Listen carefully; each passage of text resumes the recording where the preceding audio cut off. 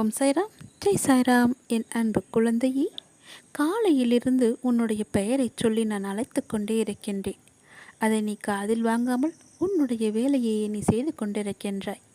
நீ கேட்ட பணத்தை என் கையில் வைத்துக்கொண்டு உன் பெயரை சொல்லி எத்தனை முறை அழைப்பது? என்னை நீ அலட்சியம் செய்யாதே கண்மணி. இந்த நொடியே நீ கேட்டால் உனக்கான பணம் உன்னை தேடி வரும்.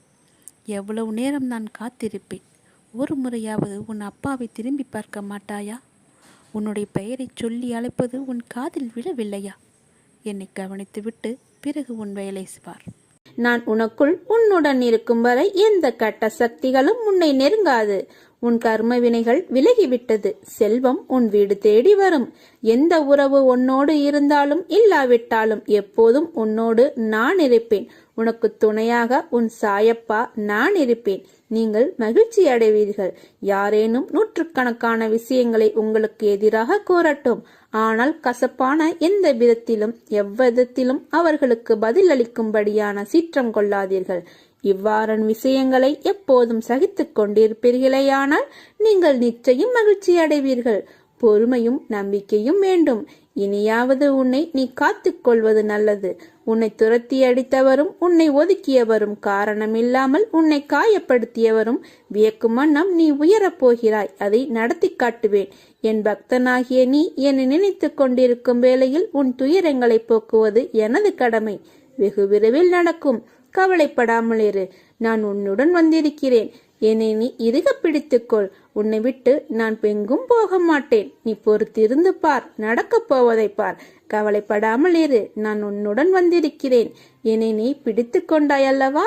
கவலை கொள்ளாதே. நல்லதே நடக்கும். திசை தெரியாமல் அலைந்து திரிந்து கொண்டிருந்த உன்னை இன்று எனது நேரடி பார்வையில் வைத்திருக்கிறேன். தன்னம்பிக்கையோடு இரு. நீ எதிர்பார்த்தது கிடைக்கவில்லை என்றால் எதிர்த்து போராடு. பயந்து ஒளியாதே. எதற்காகவும் பயப்பட வேண்டிய அவசியமில்லை. ஆசை, இன்பம், துன்பம், துயரம் இதற்கெல்லாம் முடிவே இல்லை. இதையெல்லாம் தாண்டி வந்தால்தான் நீ தேடி வந்த அற்புதமான சுகங்கள் உனக்கு கிடைக்கும்.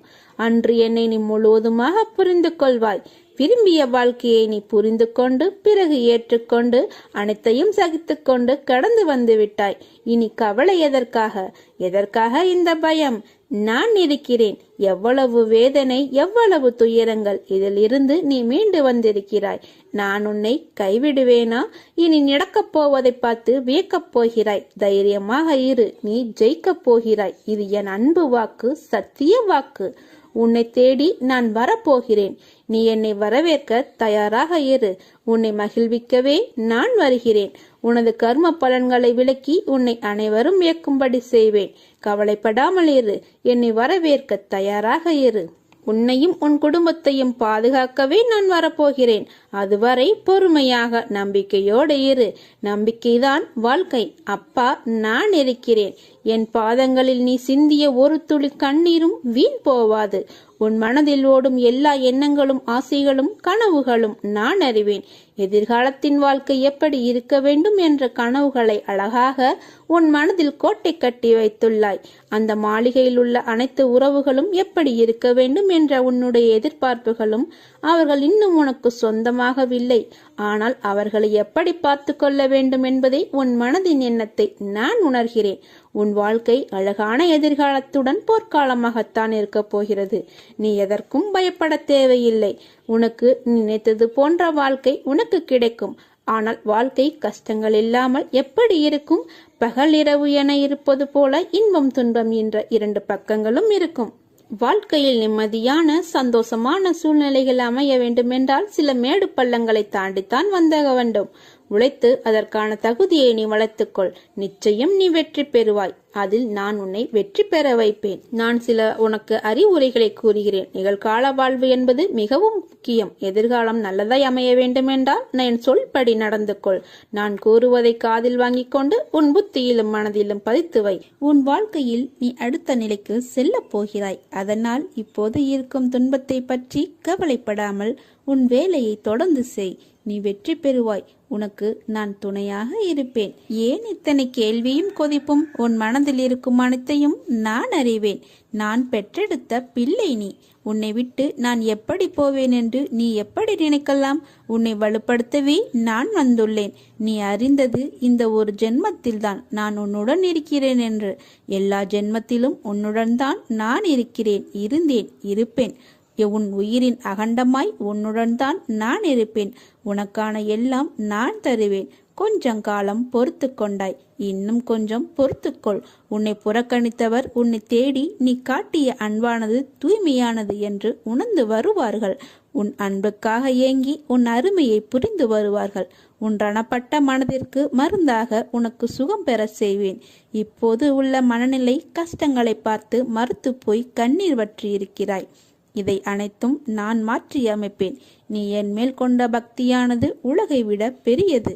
உன்னை என் பிள்ளை என்று சொல்லும் போது ஏற்படும் ஆனந்தத்தை வார்த்தைகளால் சொல்லி உணர வைக்க முடியாது.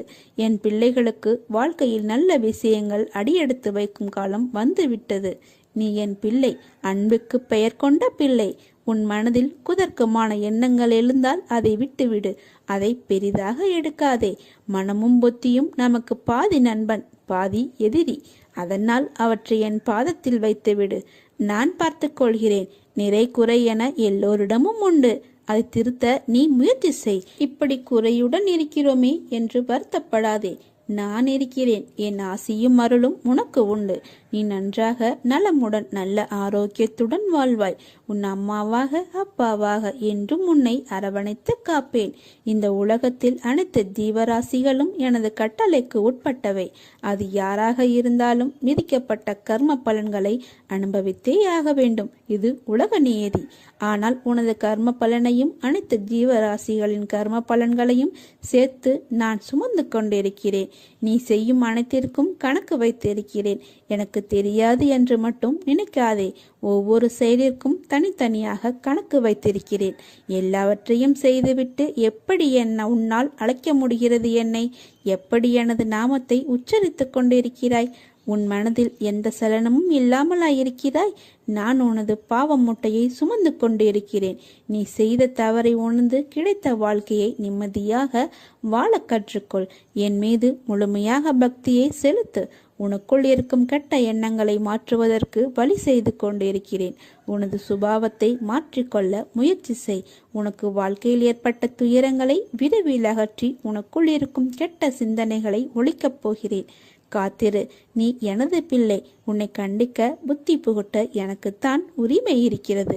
கவலைப்படாமல் இரு. நீ மாறப்போகிறாய். பொது வாழ்க்கையை அனுபவிக்கப் போகிறாய். தைரியமாக இரு.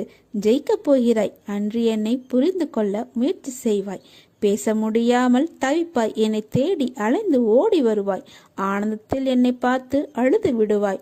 உன்னை தோற்க விடுவேனா? அதற்காகவா நான் உன்னை தேடி வந்திருக்கிறேன்? கவலைப்படாதே. நிச்சயமாக உன்னை கரை சேர்ப்பேன். இது தெரியாமல் கவலைப்பட்டு கொண்டிருக்கிறாய்.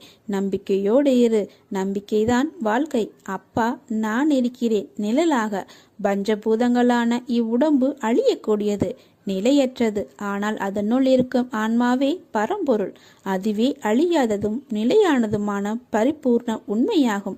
இப்புனித மெய்மை உணர்வு நிலை அல்லது பிரம்மமே மனதிற்கும் புலன்களுக்கும் அதிபதியாகும். நம்மை ஆட்டுவிப்பவரும் நம் சாய்பாபாவே. அவரே நம் பரம்பொருள். பயபக்தியோடும் உண்மையோடும் ஆன்ம உணர்வோடும் கண்ணீரோடும் நீ என்னிடம் செய்கின்ற பிரார்த்தனைகளுக்கு கேட்டுக்கொண்டு தான் இருக்கிறேன். நான் அளிக்கும் பதில்களை உன்னால் புரிந்து கொள்ள முடியாமல் போய்விடுவதால் உன் மனம் போன போக்கில் சுதந்திரமாக நடந்து தட்டி கழித்து விடுகிறாய். அதனால் பலனை அடைய முடிவதில்லை. உன் விருப்பப்படி செய்யவும் நடக்கவும் வாழவும் நான் உனக்கு சுதந்திரம் கொடுத்திருக்கிறேன். அதனால்தான் என் செய்கைகளை புரிந்து கொள்ளாமலும் எனக்கு கீழ்ப்படிந்து நிற்காமலும் உனது சுயமான போக்கின்படி உன்னால் நடக்க முடிகிறது. இந்த சுதந்திர உணர்வுதான் உன்னை இந்த அளவுக்கு கீழே இறக்கி வைத்து விட்டது. கீழே இறங்கிவிட்டோமே என்று வருத்தப்படுகிறாய். கீழே வந்துவிட்ட போதும் உன்னை நினைத்து பெருமைப்படுகிறேன். உனது இரக்கமுள்ள குணம், பிறருக்கு உதவ வேண்டும் எனும் உன்னத மனோபாவம், இந்த நிலையிலும் பிறர் கஷ்டப்படுவதை காண சகிக்காத மனம், இருக்கும் இடத்திற்கு விசுவாசத்துடன் நடந்து கொள்ள வேண்டும் என்று நினைத்து அதன்படி நடந்து வந்தால்தான் கீழ்நிலைக்கு இறங்க நேர்ந்தது என்று நினைக்கிறாய். கெட்டவர்களும் கெடுமதி உள்ளவர்களும் நன்றாக இருக்கும்போது நல்லவர்களான நாங்கள் மட்டும் ஏன் கஷ்டப்பட வேண்டும்? கஷ்டத்தை மட்டும் ஏன் கடவுள் எங்களுக்கு பரிசாக தர வேண்டும் என்று நினைக்கிறாய்? உன்னைப் போல நல்லவர்களும் இப்படித்தான் புலம்புகிறார்கள். இது இன்றோ நேற்றோ தொடங்கி நடந்து வருகிற விஷயம் அல்ல. காலம் காலமாய் நல்லவர்கள் புலம்பும் தொடர்கதைதான். நான் உன்னிடம் பிரத்யட்சியமாக விளங்க வேண்டும் என்றால் நீ கஷ்டப்பட்டுத்தான் ஆக வேண்டும். ஏனெனில் நான் நல்லவர் மனதில் மட்டுமே வாழ முடியும். கெட்டவர்கள் மனதில் எனக்கு இடமேது? இப்படி உன்னை கஷ்டப்படுத்தி வாழ்வதால் என்ன பலன் என்று நீ நினைக்கலாம். நான் உன்னை பக்குவப்படுத்தி பெருமைப்படுத்துவதற்கு உனக்கு தந்த வரப்பிரதசமாக இது கொடுத்திருக்கிறேன். உன்னுடைய தகுதிக்கும் தாங்கும் சக்திக்கும் ஏற்பத்தான் கஷ்டத்தை தருகிறேன். இதை உன்னால் சமாளிக்க முடியும் என்று தெரிந்த பிறகே கஷ்டம் வர தயாராக இருக்கிறது. இந்த நேரம் நீ வேகமாக செயல்பட வேண்டும். நிறைய சிந்தனை செய்ய வேண்டும். இதன் மூலம் இப்போது உள்ள நிலையை விட பல மடங்கு உயர்வடைய வேண்டும் என்பதற்காகவே இதை உனக்கு கொடுத்தேன். இதோ இருள் நீங்கி பிரம்ம முகூர்த்த நேரம் ஆரம்பமாகிவிட்டது. உன் கஷ்டங்களும் பிரச்சனைகளும் முடிந்து போகும்.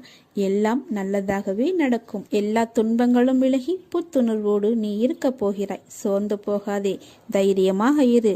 நான் உன்னுடன் உன் கூடவே இருக்கிறேன். எண்ணங்கள் என்ற வலையில் எல்லோரும் சிக்கிக் கொள்வது இயல்புதான். ஆனால் எண்ணங்கள் தான் செயலின் வெளிப்பாடு என்ற உண்மையை மறவாதே. உன் எண்ணங்களை நேர்மறையில் கொண்டு வா, எல்லாம் சரியாகும். எதிர்மறையை தகர்த்து விடு. உன் வாழ்க்கை என் பொறுப்பு. உன்னை விட்டு நான் விலக மாட்டேன். உன் அம்மாவாக அப்பாவாக என்றும் உன்னை காப்பேன். உன் வாழ்க்கைக்கு நானே பொறுப்பு. இந்த உலகில் எத்தனையோ ஜீவராசிகள் எதுவும் மாயை வலையில் சிக்காமல் இருப்பதில்லை. இந்த பிரபஞ்சத்தில் நீ எதை விதைத்து அதன்படி வாழ்ந்தாலும் மாயை இடைத்தரகராக வந்து உன்னை அலைக்கழிக்கும். எல்லா காலகட்டத்திலும் மாயைக்கு இயற்கை துணையாக நிற்கும். நீ நல்லது செய்து கெட்டதாக முடிவதும், கெட்டது செய்து நல்லதாக முடிவதும் மாயை சக்தியால் தான் நடக்கிறது. மாய சக்தி பிரபஞ்சம் முழுவதும் பரவி இருக்கிறது.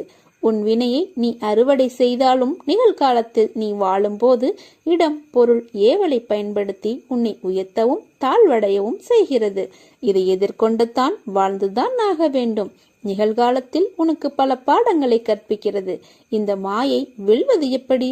மாயை வெற்றி கொள்ள அதிகப்படியான சகிப்புத்தன்மை, நம்பிக்கை, நீடித்த பொறுமை தேவை. கெட்டது உன்னை அடையும் போது வேகம் அதிகமாக உள்ளது. நல்லது நிதானமாக பயணித்தாலும் சோதனையை சந்திக்காமல் வெளிவராது.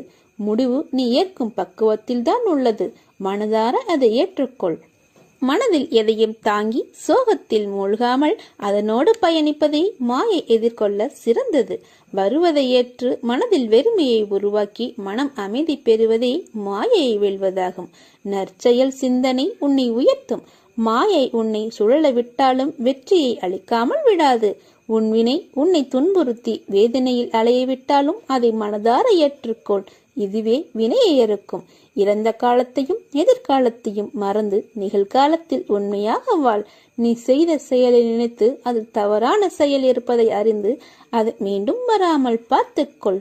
தவறு செய்வது இயல்புதான். ஆனால் அதை மீண்டும் செய்யாமல் பார்த்துக்கொள். பிறர் உன்னால் படும் வேதனையே உனக்கு வினையாக தொடர்ந்து மாயையில் சிக்க வைக்கும். பொறுமை, நிதானம் அவசியம் தேவை. இதைவிட மிக பெரியது சகிப்புத்தன்மை. சகிப்புத்தன்மை கொண்டவன் மாயையை வென்று விடுகிறான். எனவே வாழ்க்கை பயணத்தை இனிமையாக்கி மாயையை வெற்றிக்கொள். உனக்கு எல்லா சூழ்நிலைகளிலும் நான் துணை நிற்பேன். என் வார்த்தைகள் மீது நம்பிக்கை வைத்து செயல்படு. வாழ்க்கையில் நீ உயர்ந்த நிலையை அடைவாய். வாழ்வில் என்றும் நாணயம் போல இரு பக்கம் இருக்கும். ஆனால் அதில் ஏதோ ஒன்றில்தான் நமக்கென்ற தேவைப்படும் பக்கம் இருக்கும். நமக்கான இடம் வரும் வரை நம் பக்கத்திற்காக காத்து கொண்டுதான் இருக்க வேண்டும். இந்த கணம் மிக கடினமாக தோன்றினாலும் அடுத்த கணம் மிக அதிக சுகமாக தோன்றக்கூடும். எனவே எந்த நேரத்திலும் வாழ்க்கையை வெறுக்கக்கூடாது. நம்பிக்கை மற்றும் பொறுமையை இழக்காமல் இருங்கள். உனது தோஷங்கள் விலக உன் விருப்பப்படியே உன் வசதிக்கு ஏற்றவாறு தானங்கள் செய். மங்களம் உண்டாகும். அனைத்தும் நலமாகும். பந்தயத்தில் பல குதிரைகள் வந்து கலந்து கொள்ளும். ஓடும் குதிரை மட்டும்தான் வெற்றியை பறிக்கிறது. பிறக்கும் மனிதர்கள் எல்லோருக்கும் வாழ்க்கை ஒன்றுதான். நம்பிக்கை கொண்டு முயற்சிப்பவர்க்கும் தான். மனிதன் எந்த மதத்தையும் பின்பற்றலாம். ஆனால் ஒரே ஒரு மதத்தை மட்டும் பின்பற்றக்கூடாது. அதுதான் தாமதம். என் திறமையை நீ தெரிந்து கொள்ளாமல் இருக்கிறாய். பிற உலகை நம்பி என்னை உதாசீனப்படுத்துகிறாய். அப்படி இருக்கையில் என் உதவி உனக்கு எப்படி கிடைக்கும்? நான் இருக்கிறேன் என்ற விஷயத்தை நீ மறந்து விடாதே. நீ இருப்பதையும் நான் மறக்க மாட்டேன். நம்முடைய இருவரின் அனுபந்தத்திலேயே நான் இருக்கிறேன். அதை தெரிந்து கொள். அது போதும். நான் உன்னை காப்பாற்றுகிறேன். எல்லாம் நன்மைக்கே என்று நம்பு. உன் நம்பிக்கையும் பொறுமையும் தான் வாழ்க்கையை வெற்றி என்னும் திசையில் பயணிக்க வைக்கும். நீ சிறு வயது முதற்கொண்டே கஷ்டங்களை பார்த்து வளர்ந்து இன்று முன்னேறும் தருவாயில் ஏற்படும் தடைகளால் மனதைரியத்தை இழந்து வருகிறாய். துவளாதே. உனக்கு துணையாக நான் வருவேன். உன்னை சிம்மாசனத்தில் அமர்த்தும் வரை உன்னை நான் தாங்குவேன். இது என் சத்திய வாக்கு. நீ என் அதிதீவிர விசுவாசி. நீ என்னுடன் மிகவும் நெருக்கமாக இருப்பதால் ஒவ்வொரு முறையும் நீ உன் கண்களை மூடும் போது என் இருப்பை நீ உணர வேண்டும். உன் ஆழ்மனதில் ஆழமாக பார். நான் உன் பெயரை அன்புடன் அழைப்பது உனக்கு கேட்கவில்லையா? நீ விரும்பும் போது காவி உடை அணிந்த 12 துறவிகள் உன்னை சுற்றி காவலுக்கு நிற்பதை காண முடியவில்லையா? உன் வீட்டிலோ அல்லது கோயிலிலோ தொடர்ந்து 14 நாட்கள் தனி தீபம் ஏற்றி வா. நீ நினைப்பது நிறைவேறும். அப்பா, நான் இருக்கிறேன். நீ அழுதாலும் சிரித்தாலும் என்னை திட்டினாலும் உனக்கு எது நல்லதோ அதை மட்டுமே நான் தருவேன். ஏனென்றால் நான் உன் தாய். ஒரு தாய்க்கு மட்டுமே தெரியும் தன் குழந்தைகளுக்கு எது நல்லது என்று. குழந்தையே, முதலில் ஒன்றை புரிந்து கொள். இந்த உலகத்தில் குறைகளே இல்லாத குடும்பம் கிடையாது. வேதனையும் வலியும் இல்லாத மனிதன் கிடையாது. வாழ்நாள் முழுவதும் மகிழ்ச்சியை மட்டுமே அனுபவித்தவனும் கிடையாது. இதுவே உலகின் இயல்பு நிலை என்பதை அறிந்து வாழ பழகிக்கொள். இக்கரைக்கு அக்கறை பச்சையாகத்தான் தெரியும். ஆனால் அருகில் சென்றால்தான் உண்மை தெரியும்.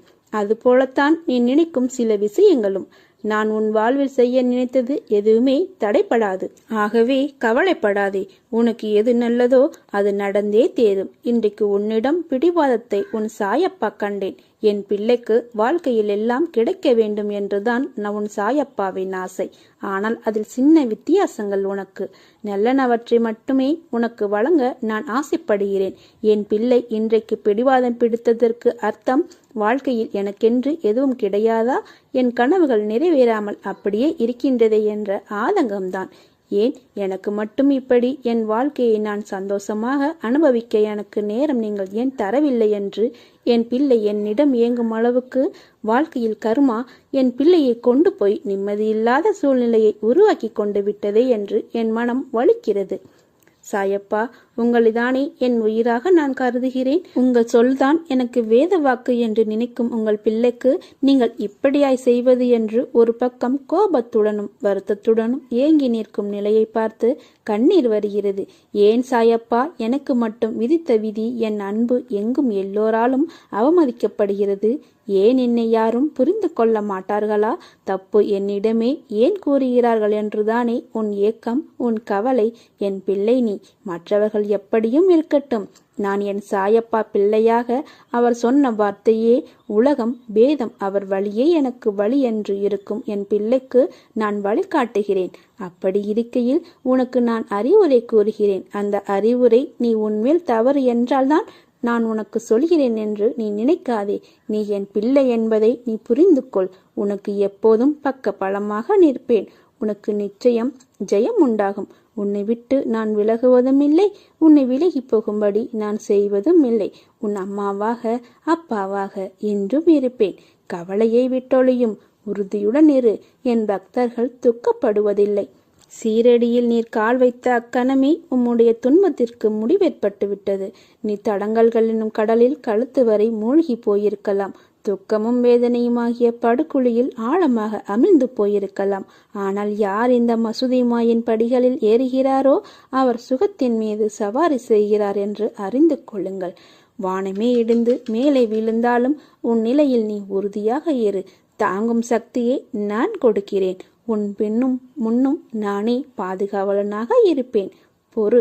உன்னுடைய கவலைகளை தூர ஏறி. உன்னுடைய துன்பங்கள் ஒரு முடிவுக்கு வந்துவிட்டன. ஒருவன் எவ்வளவுதான் நசுக்கப்பட்டு வேதனைப்பட்டவனாக இருப்பினும் இச்சமாதியில் கால் வைத்தவுடனே அவன் மகிழ்ச்சியின் பாதையில் செல்கின்றான்.